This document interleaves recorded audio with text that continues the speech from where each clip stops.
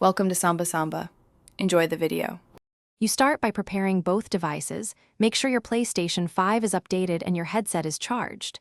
Put the headphones straight into pairing mode. Hold the dedicated button until an LED flashes.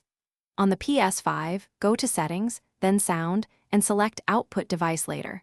For now, keep the console on the Bluetooth pairing screen. This sequence speeds discovery and avoids timeouts, so you don't waste minutes toggling menus while the headset sits inactive. Once done with preparation, initiate pairing on the PS5. Settings Accessories, General Bluetooth Accessories, and wait for your headset to appear. If it does not show, use the manufacturer's USB dongle. Insert it into a front USB port and let the console recognize it. Make sure to accept any pairing code prompts quickly.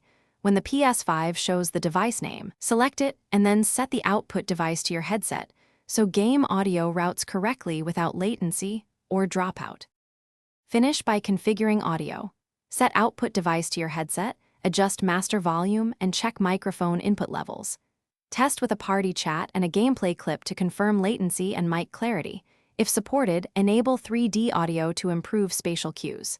If problems persist, restart the PS5 and repair the headset. This clears temporary Bluetooth conflicts.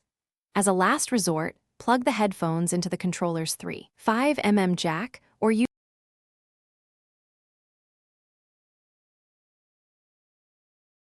Thanks for watching.